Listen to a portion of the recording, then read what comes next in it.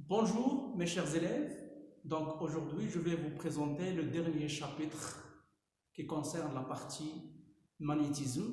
Alors nous avons vu dans le premier chapitre la création du champ magnétique par le biais des aimants ou bien par la Terre.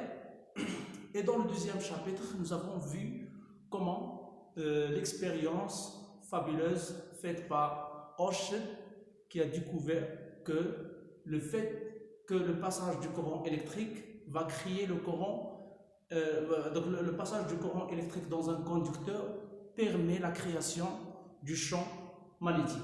Et bien aujourd'hui, on va voir le dernier chapitre de cette partie-là. Il s'agit en fait des forces électromagnétiques, la loi de Laplace. En fait, ce chapitre-là,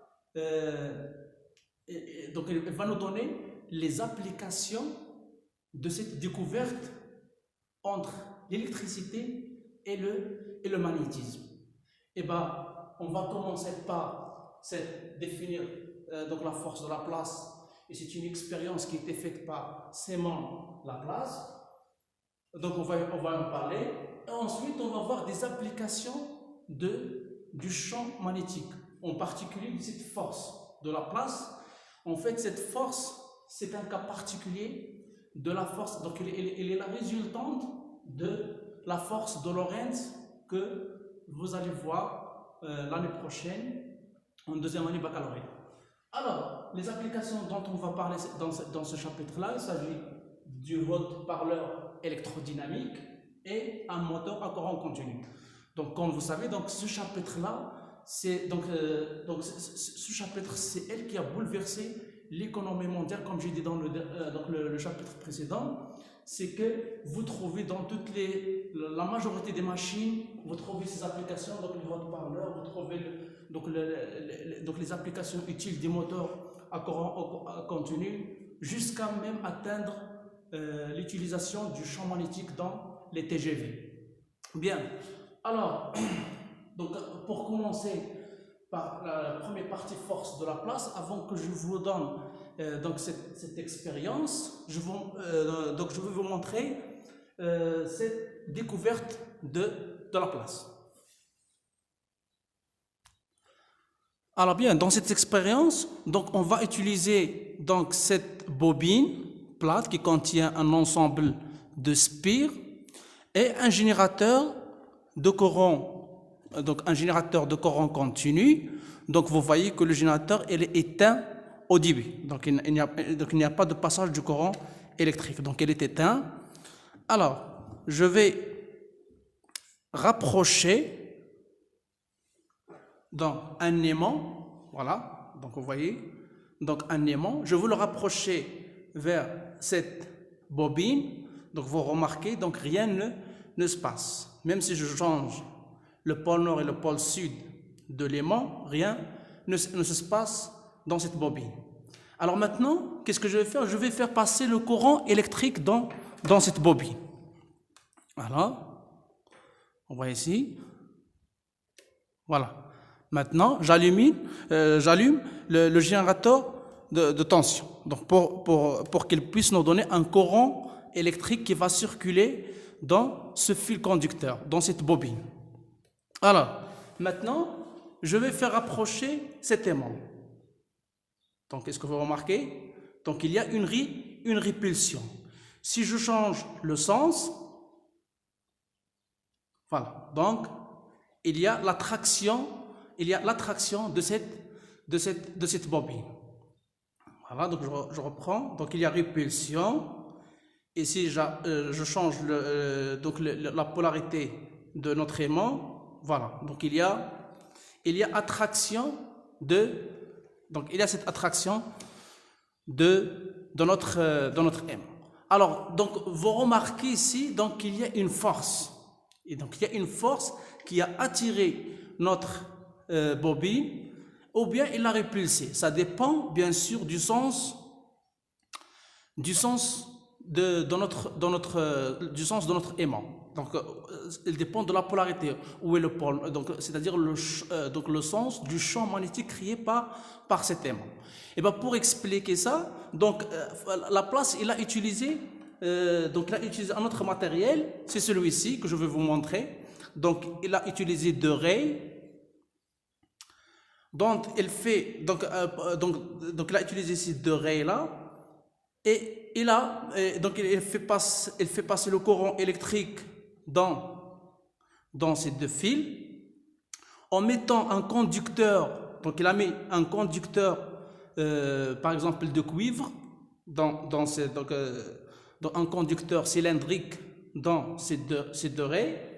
Mais malheureusement, je n'ai pas ce conducteur pour vous faire l'expérience. Mais comme ceci, par exemple, donc il a mis ces deux.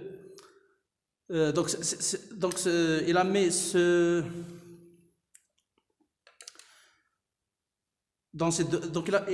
il a mis ce conducteur métallique. On suppose qu'il est de cuivre dans ces deux rails.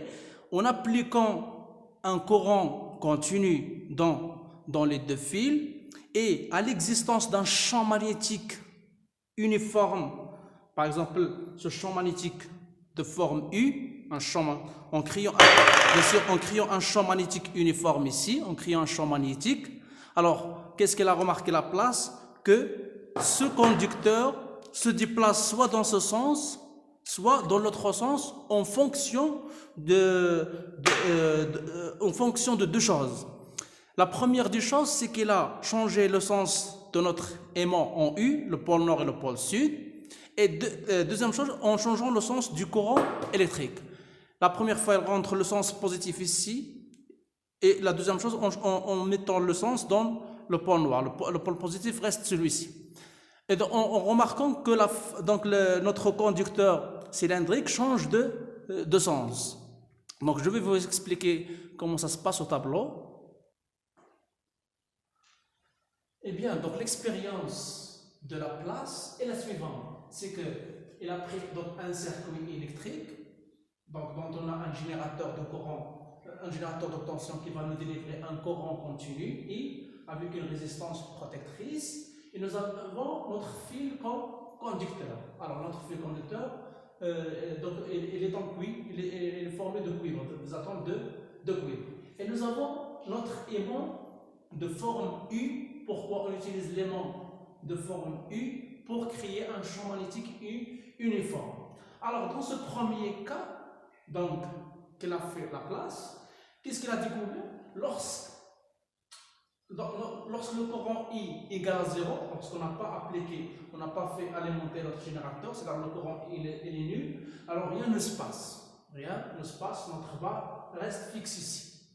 Mais lorsque on alimente le générateur, c'est-à-dire il y a un courant I positif qui va circuler de ce sens-là, donc il va passer dans ce fil conducteur de longueur L. Qu'est-ce qu'elle observe la place?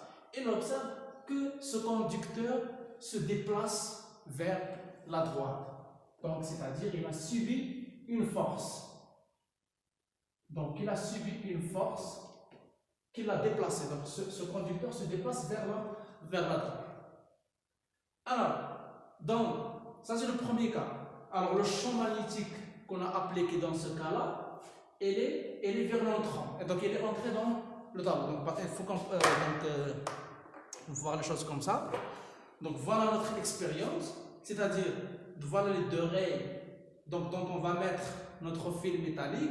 Quand on applique par exemple notre champ magnétique, il est appliqué de ce sens-là. Voilà le pôle nord et voilà le pôle sud. Donc celui-là, c'est le pôle nord et celui-ci, c'est le pôle sud. C'est-à-dire le champ magnétique, il est uniforme ici. Il est de pôle nord vers le sud. C'est-à-dire il est entrant dans le tableau. Alors lorsque le champ magnétique il est entrant dans le tableau, on le symbole par ce symbole. Donc une flèche. Et on met B, c'est-à-dire B il est entrant dans le tableau. Et le courant I qui se déplace dans ce fil L, il se passe du haut vers le bas. Ok? Alors notre conducteur métallique se déplace vers la droite. Alors qu'est-ce que la place a fait? Donc il a changé le sens du champ magnétique. Donc il a changé le plateau. C'est-à-dire elle va garder la même expérience, mais dans ce cas, dans la première expérience, elle a mis le pôle nord ici et le pôle sud là-bas. Maintenant, il va inverser la polarité. Donc, il va mettre le pôle sud en haut et le pôle nord en bas. C'est-à-dire que le champ magnétique va être vers le haut. Il va être sortant vers le lecteur, vers vous. Alors, c'est dans ce cas. Alors, même expérience. Donc, le courant, toujours on garde le même sens du courant. On garde le même sens du courant, I, positif, qui va passer dans ce conducteur métallique. Alors, le champ magnétique, il est maintenant dirigé vers vous. Donc, il est dirigé vers vous. Donc, vers l'extérieur. Donc, on le s'enroule par un point et entouré par un cercle. C'est-à-dire que le champ magnétique, il a deux sens vers vous. Ici, le champ magnétique, il est vers l'intérieur. Alors, qu'est-ce qu'il remarque donc, la place que notre fil conducteur se déplace vers l'intérieur. C'est-à-dire qu'il a subi une force F qu'il a déplacé vers l'intérieur. Donc, il a déplacé vers l'intérieur. Donc, ici, il est déplacé vers l'extérieur et ici, il est déplacé vers l'intérieur. Alors, cette force s'appelle la force de la place. Alors, bien sûr, il va être dépend de quoi? Et donc, tout simplement, il va être dépend du courant qui passe dans notre conducteur métallique, de la longueur, bien sûr, de notre conducteur métallique. Il va dépendre, bien sûr, du champ magnétique. Donc, il va dépendre du champ magnétique, c'est-à-dire de l'intensité du champ magnétique. Et puisque F c'est une force, alors c'est-à-dire que ces caractères ont c'est un produit, puisqu'il est un vecteur, donc il y aura un produit vectoriel entre ces paramètres.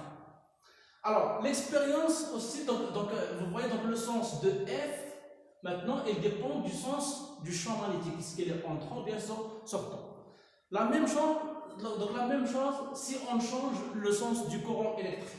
Lorsqu'on change le sens du courant électrique, c'est-à-dire que le pôle positif, c'est celui-là, et le pôle moins, c'est-à-dire que le courant électrique va se déplacer dans ce sens.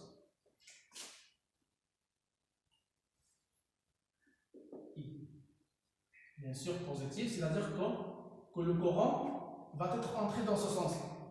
Alors, si le courant rentre dans ce sens, la force électromagnétique, donc la force magnétique ou la force de la place, va se déplacer dans ce sens. Donc, vous voyez qu'en changeant le sens du courant, le sens de la force aussi change. La même chose ici, si on change le sens du courant,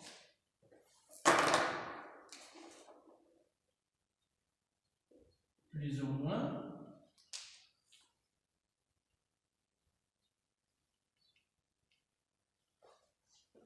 c'est-à-dire que le courant va se déplacer de ce sens-là, okay?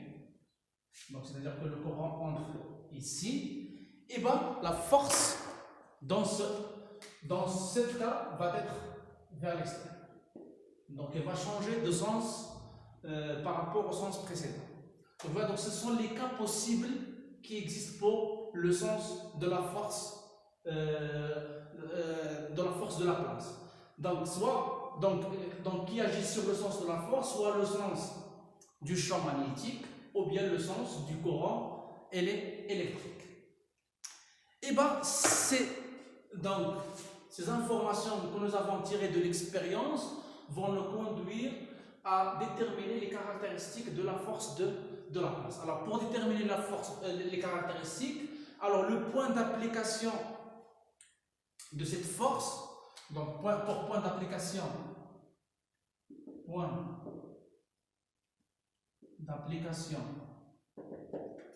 alors le point d'application, c'est le centre de notre métal, c'est le centre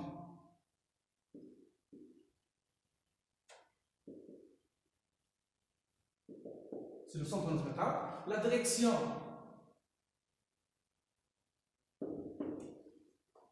donc c'est la droite, donc la direction, c'est la droite, donc perpendiculaire, bien sûr, au plan qui appartient, qui constitue par le sens du courant électrique et le champ magnétique, par B et I. Donc direction, c'est droite perpendiculaire, c'est la droite perpendiculaire au plan constitué par, bien sûr, si on appelle par exemple le point M et ce point-là N, donc au plan constitué par MN et B. MN et le champ magnétique B. MN et B, donc c'est la droite perpendiculaire. Et bien sûr, le sens, alors le sens, on a dit que le sens, il dépend de IL, c'est-à-dire du sens du passage du courant I, il dépend au sens de B. Alors le sens, c'est que, donc on va mettre I et L, le sens, c'est-à-dire que IL, I le courant, l'intensité du courant, multiplié par L c'est la longueur, c'est cette longueur-là, L, en vecteur, parce que donc elle dépend, c'est-à-dire soit MN ou bien de N vers N. Donc IL, le sens c'est que IL et B et F, alors le sens, vont former un trièdre direct. Donc IL, BF forment un trièdre direct. Un trièdre. Ok? Donc IL et BF forment un trièdre direct. C'est-à-dire toujours IL et BF, ils vont être perpendiculaires. Bien sûr, dans ce cas-là, ils sont perpendiculaires entre eux et ils sont directs. Alors, pour déterminer ce sens-là, bien sûr, on utilise la main droite. Donc on utilise la main droite.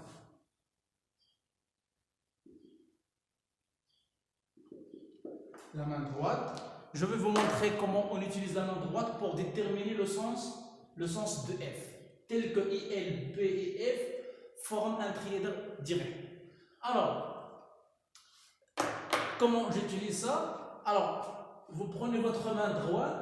Alors le pouce, c'est la direction, c'est le sens du courant IL. Alors le sens du courant. Alors par exemple, dans ce cas-là, le courant est entré du bas vers le haut. Donc, c'est-à-dire que le courant entre ici. Donc, le pouce vous donne le sens du courant I. Ok? Alors, le deuxième doigt vous donne le sens du champ magnétique B. C'est le sens du champ magnétique B. Alors, dans ce cas-là, le champ magnétique, il est entrant. Ok?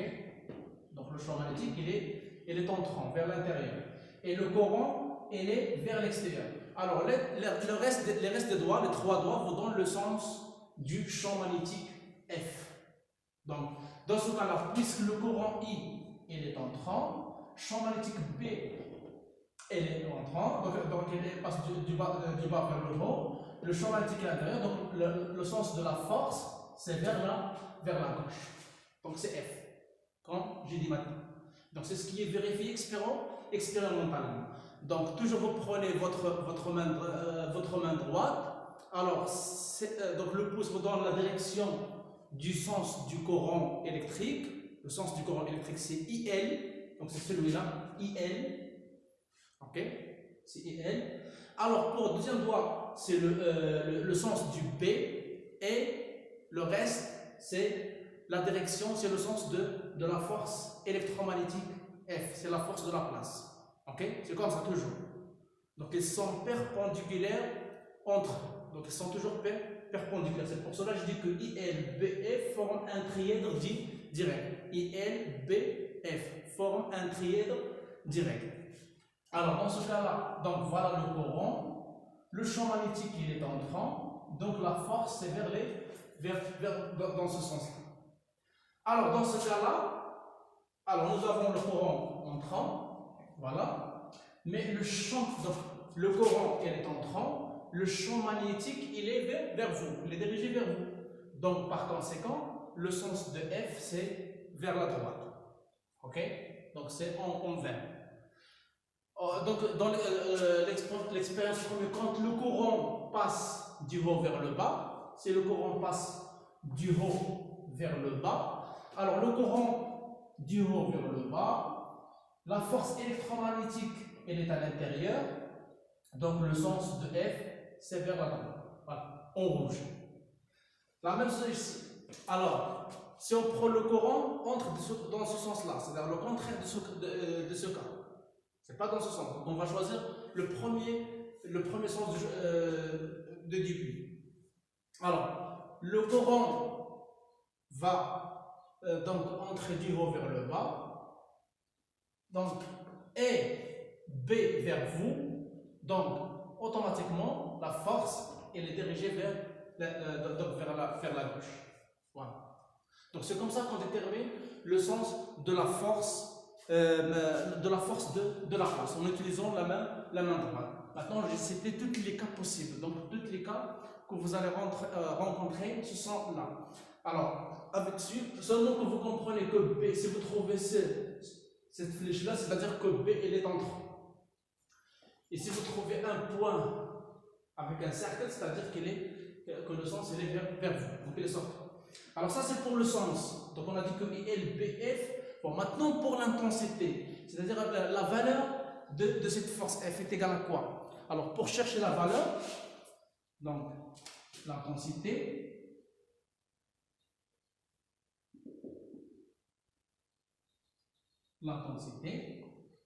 alors pour chercher l'intensité de F, alors F est égal, bien sûr F,